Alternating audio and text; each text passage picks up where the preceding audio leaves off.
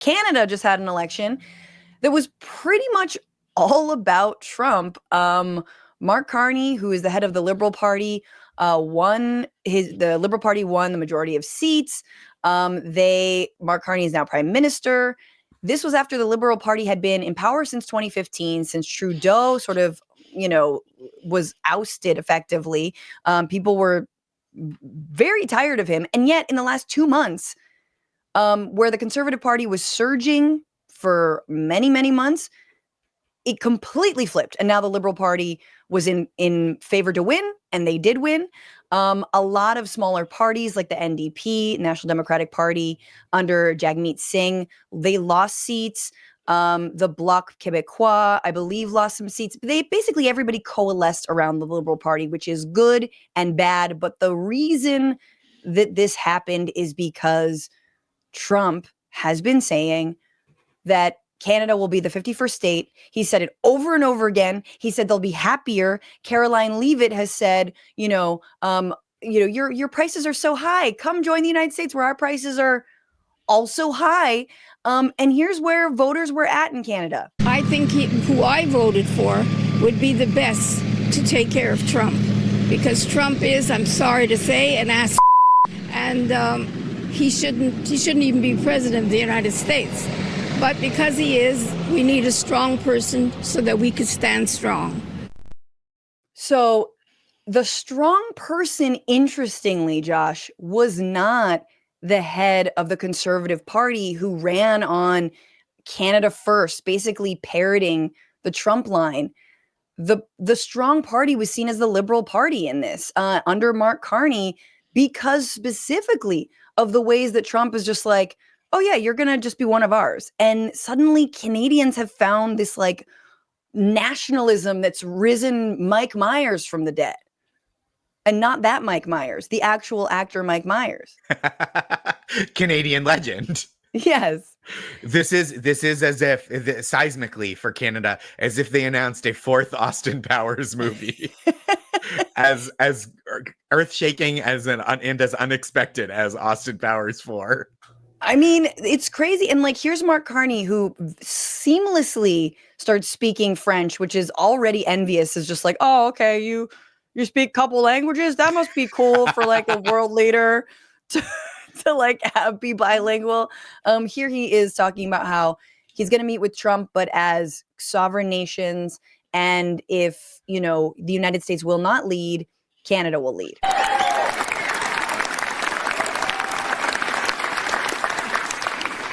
When I sit down with President Trump, it will be to discuss the future economic and security relationship between two sovereign nations. And it will be with our full knowledge that we have many, many other options than the United States to build prosperity for all Canadians. We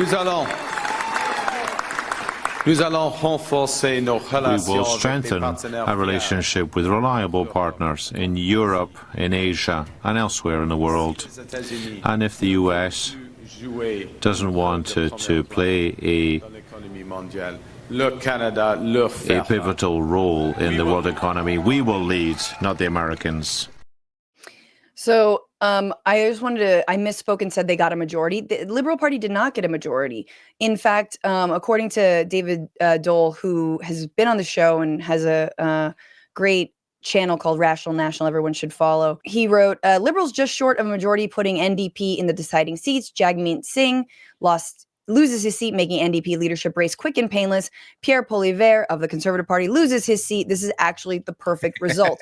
And the reason he's saying that is sort of that the Liberal Party still has to form coalitions in order to get that majority with the NDP, which again, the more leftist party did incredible work, especially around, I believe, expanding dental care in Canada to the poorest Canadians. They did lose seats, which sucked, but they still are, important enough that like the Liberals have to go after their votes if they want to like get legislation passed. And Mark Carney is not a hero. He's like a former banker. He immediately became head of the Liberal Party and got rid of their capital gains tax and their carbon tax, trying to pivot to the center. But it's still just interesting, Josh, because we've never seen the reverse Trump effect. Every time someone says Trump effect, it's always like all these authoritarians are being emboldened. But the reverse Trump effect is like, oh, people are actually standing up for themselves. Yeah, I mean, I think it was Rolling Stone had an article today about like, it is a scandal, like that literally, it is a scandal that Trump keeps talking about taking over another country, and people just kind of treat it as if like Canada is like a new couch he's considering buying, rather than like what it would take, which is like military action or such severe economic pressure as to be globally disruptive and a crime to take over another sovereign nation. And so like treating that like I think a lot of Americans are kind of treating it casually when he goes like, wouldn't it be great to have 51 states, a beautiful new flag? And but you know who doesn't think that's cute is Canadians. No. And he keeps on saying it. Like, it's funny because it's like, it'd be one thing if it were, you know, one comment he made. No, he keeps on saying it. And like, again, Caroline Leavitt, like, wouldn't Canadians would just be happier. Canada should just join us. Like, and they're doing this through economic pressure, perhaps military pressure. Now, effectively, leaders are like, look, we can't rely on the United States for our military backing. And which is actually, it's terrifying. Like, as someone who wants to see demilitarization internationally, but especially obviously of the US, I don't think we should be holding all the nukes, all the guns, all the whatever. It isn't necessarily a safer world when we have more battlefronts, when we have certainly not. Right. And just like, you're like, but of course, you know, it must be terrifying for Canada to be like, okay, well, we have to look to France. We have to look to the UK, obviously. Like, these are our natural allies. We're going to be circumventing the United States in a million other ways. I mean, so many Canadians are not going to be, I mean, economically, we're taking a hit, like border towns and, sort of tourist destinations are taking a massive hit. Canadians are not visiting the United States, to say nothing of other people who are afraid of being detained in a dark room for 24 hours and having their phone seized. What's crazy now, and this is the question, is that possibly there could be a secessionist move by Alberta and Saskatchewan, who went very conservative and maybe more susceptible to this like Trumpian message of like, don't you want to join the US? But like, Josh, the US has got to like look good for someone to want to join us. Right. Even conservative Canadians, right? Like even the most conservative Americans who are like, love it or leave it. I hate Joe Biden. They're not like, but so I guess we should just be Mexico now. You know what I mean? Like that's not how people think.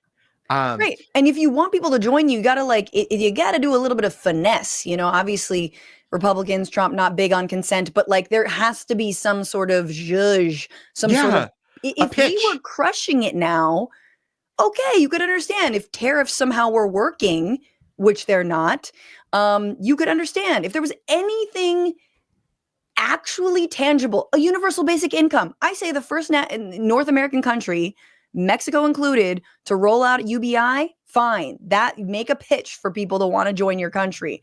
For sure. But do you think, how many Canadians do you think are champing at the bit to give up their health care? Exactly. They're like, we're barely hanging on with the healthcare we have. I think it's interesting to see liberals fight. And I feel like we cannot graft the American experience onto the Canadian one at all. They're completely different. And I feel like as Americans, we have no concept of what it would even feel like because we're the hegemon, we're the superpower. But like, it is amazing that we are now engendering this nationalism in another country that saw us as an ally, and that actually centrist liberals who are so used to rolling over and so used to neoliberal economics are like, maybe we have to actually stand up for our people a little bit more. So I'm not saying the Liberal Party is going to be they're not the solution. They're not. But I think it's an interesting, like, new little trend of not American liberals, because we're fucking useless. I mean, in terms of the Democratic Party largely, but like, oh, are we encouraging other countries' neoliberal parties to maybe fight a little bit more and maybe get to some of the like good economic populist ideas that they've walked away from. Sure. Yeah. It really feels like other, I don't know what the right term is, like Western nations, like America is the friend from college who kind of like went off the deep end, and now there's a group chat without America. You know what I mean? Yes. Where it's totally. like, there's the things that everyone will say to America's face now, and then the stuff they're like, okay, but we got a plan for if they fucking freak out at this bachelor party. Yeah, we're going to 5150 this. What's going on, Frantifa? If you haven't already, subscribe to this channel right now. Hit that button. And also, you can become a patron and support the show every single week. Get access to bonus episodes and exclusive merchandise. Patreon.com/bitchuation room. Do it.